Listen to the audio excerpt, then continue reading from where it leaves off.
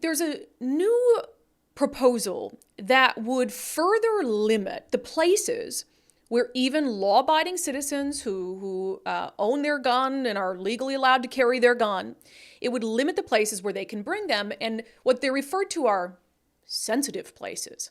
So it expands the list that already exists under Washington state law of sensitive places where you would not be allowed to carry even a lawful firearm that you have every right in the world under the Constitution to carry. So this bill would add public transit to that list of sensitive places, which is really concerning because we have seen a lot of violent acts carried out on public transit and in public transit places. We have seen acts of violence against completely innocent, random strangers. We have seen brutal attacks, be it with hammers or knives or, yes, firearms on public transit. We have seen and covered our fair share of murders in the last couple years that have either occurred on buses, trains, or in transit stations because criminals, in a lot of those cases, people who are mentally ill, do not care what the laws are. It is already against the law to take a hammer into a public transit station and beat someone nearly to death with it. It is already against the law to take a gun into a light rail station and shoot someone with it. So all this law would do is prohibit law-abiding people from having the ability to defend themselves. And man, this is it. What's fascinating in the disconnect here is we have seen no shortage of stories recently about the violence on transit. I mean, Jonathan Trow had these photos that he put out that he obtained that were just mortifying. He said when he posted the photos, which just show blood spewed all over the bottom of a Sound Transit train. He said, here's the aftermath of another violent encounter aboard a Sound Transit train in Seattle. Authorities say a man was found stabbed and slashed near the Capitol Hill station. Victim expected to survive. One man was arrested. Point is, riding public transportation in the city continues to be a risk and a liability. And it would be even more of a risk and a liability if you were, as a law-abiding citizen, prohibited from carrying any sort of weapon aboard a public transit vehicle or to a public transit station that you would use to protect yourself and defend yourself against these kinds of violent attacks and these kinds of violent criminals. So the bill is SB 5444. Again, it just expands on the list of what the law deems sensitive places. Sensitive places indeed. And I would look at that as just the opposite in this case. A sensitive place that is a violent, dangerous place that is one of the places I would most be likely to carry a weapon to defend myself.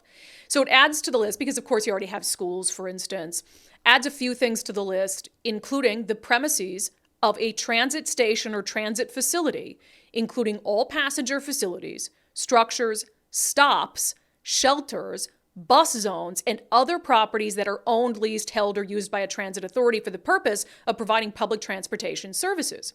For the purpose of the subsection weapon, because this goes beyond guns, weapon means any firearm, explosive, or any weapon of the kind usually known as a slingshot, sand club, metal knuckles, or any knife, dagger, dirk, or any similar weapon that is capable of causing death or bodily injury and is commonly used with the intent to cause death or bodily injury. And again, when they say even bus stops and shelters, which makes sense, because if you're going to ban it on the bus, what are you going to do? Just leave it under the garbage can at the bus shelter and then get on the bus? No, of course if they do this, they're going to ban it at bus stops and shelters. How many drive-by shootings have we seen? Particularly in South Seattle. And a lot of this crime, who is it perpetrated against? Some of the violent attacks that we've had in Seattle against elderly Asian Americans. Some of the shootings that we've seen at bus stops against young black men. And so by the act of, even if you were the victim of a violent crime on a bus and you had your firearm and you used it to defend yourself, you are then breaking the law if SB 5444 is passed. And our friend Jason Rantz, who I like to think of him as the public transit czar, because he rides public transit a lot. So he has, it's not like he's just talking about how dangerous public transit is. He's always posting videos of his public transit exploits and drugs and all this sorts of stuff. And he made this point very well when he went through and listed some of the high-profile incidents that we've seen in some of these public transit facilities. He said in his article titled, "Democrats' Bill Effectively Ends Self-Defense at Dangerous Bus Stops," Western Washington has seen a number of high-profile violent crimes in 2023. Many took place at the very transit locations SB 5444 targets. A homeless man was charged with a hammer attack against 2 random victims in their 60s in September at a Sound Transit station. In another unprovoked July incident, a man stabbed a passenger 18 times at the light rail train near Othello station. A Sound Transit station in Soto in July also featured an attack when a man was bludgeoned in the head with a rock.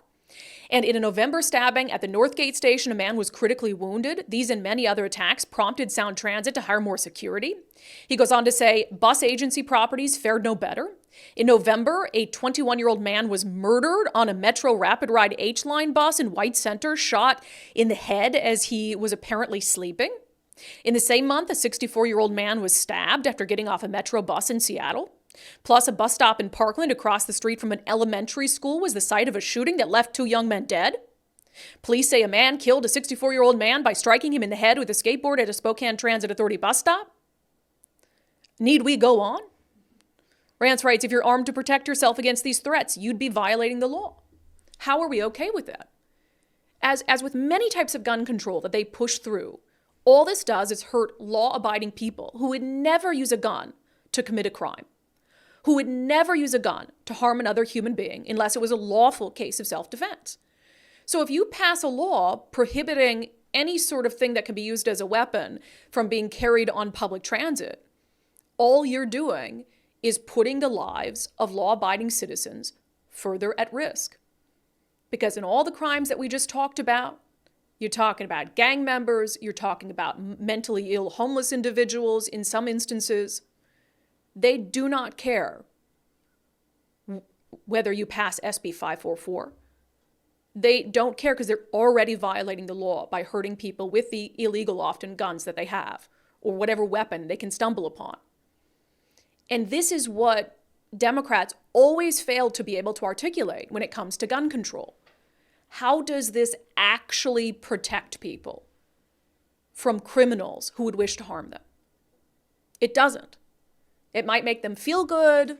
It might give them just another step to chip away at your Second Amendment rights, but it doesn't actually do anything to make our communities more safe. It puts you more at risk. And I'll tell you, I've said this on the show many times. I've never carried a gun in my life, but I had a knife pulled on me in an area I thought was safe. Ended up getting a concealed pistol license. And if there was ever a time in Washington where I would be most likely to carry a gun to defend myself, it's right now. And it's because of actions like this. It's because of bills like this.